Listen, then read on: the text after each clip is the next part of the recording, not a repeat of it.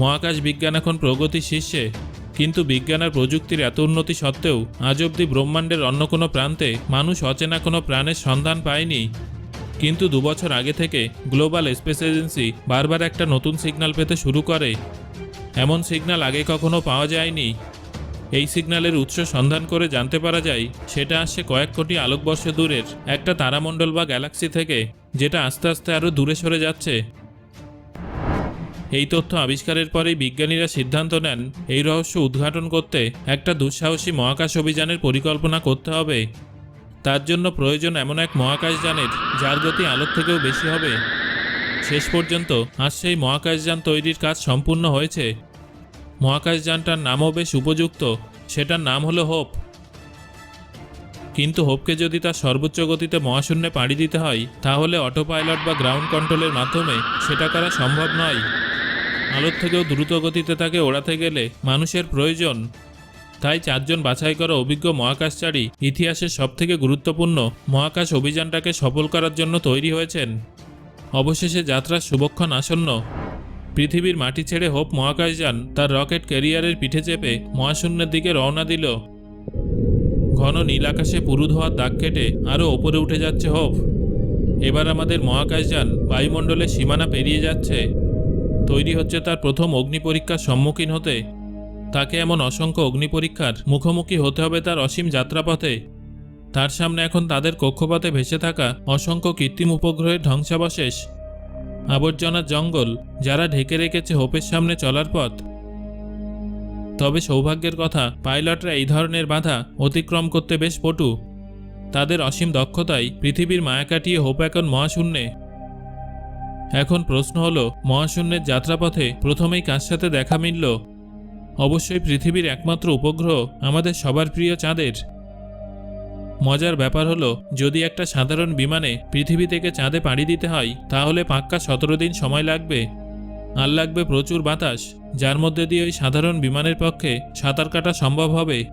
কিন্তু আমাদের হোপ মহাকাশযানের পক্ষে এগুলো কিছুই নয়। হোপ অনেক বেশি উন্নত আর দ্রুতগামী। চাঁদকে বিদায় জানিয়ে পাইলটরা গতি বাড়ালো। অল্প সময়ের মধ্যেই দেখা দিল মঙ্গল, আমাদের সৌরজগতের চতুর্থ গ্রহ। এই মঙ্গলে আছে সৌরজগতের উচ্চতম পর্বত অলিম্পাস মন্স। এই পর্বত এতটাই বিশাল যে একে মহাকাশ থেকেও স্পষ্ট দেখা যায়। এবার মঙ্গলের মায়া কাটিয়ে হোপের সামনে দ্বিতীয় অগ্নিপরীক্ষা, সেটা হলো অ্যাস্ট্রয়েড বেল্ট। এ হলো ছোট বড় অসংখ্য গ্রহাণুর বিশাল বিচরণ ক্ষেত্র, ভীষণ বিপদসংকুল জোন। খানিক পরেই দেখা মিলল সেরিসের, পৃথিবীর সবথেকে কাছের বৃহত্তম গ্রহাণু। এই গ্রহাণুর ব্যাস 600 মাইলেরও বেশি।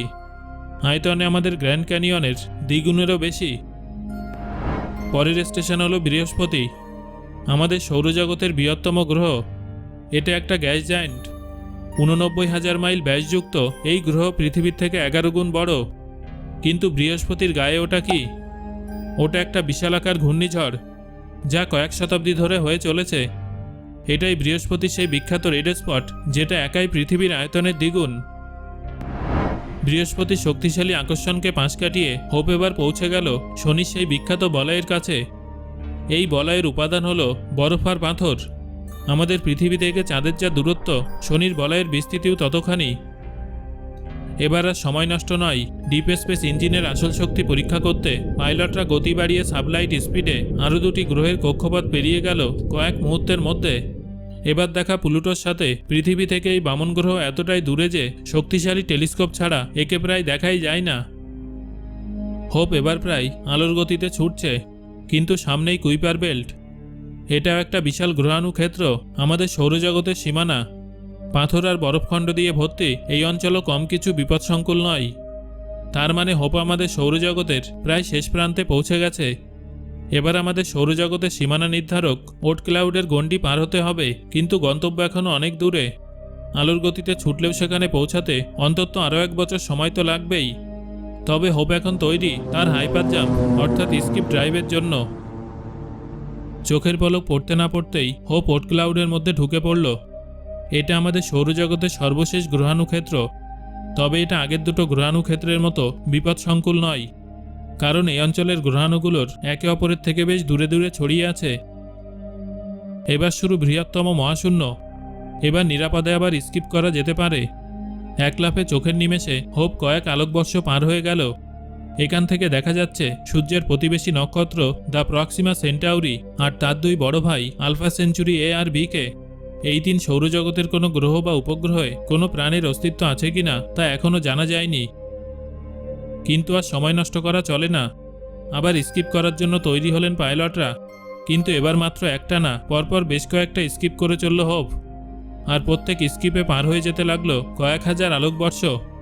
হোপ এখন চলে এসেছে মহাশূন্যের অনেক গভীরে।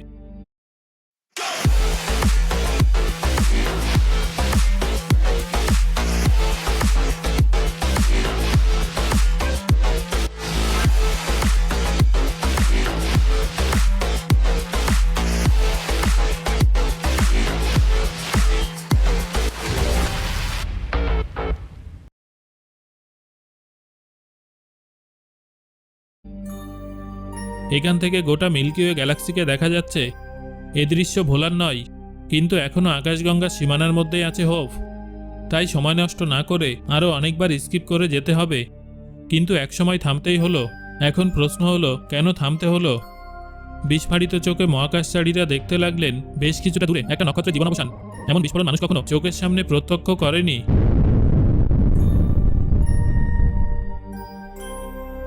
এবার গতিপথ ঠিক করে আবার একসারি স্কিপ করতে করতে প্রতিবেশী তারামণ্ডল অ্যান্ড্রোমিডার দোরগোড়ায় পৌঁছালো হোপ। তবে শুধু অ্যান্ড্রোমিডা নয়, এখান থেকে আরও অনেক কিছু দেখা যায়। পাইলটরা নিরাপদ দূরত্ব থেকে পরিষ্কার দেখতে পেলেন অনেক আলোকবর্ষ দূরে জন্ম নিচ্ছে আরও একগুচ্ছ তারামণ্ডল। ওই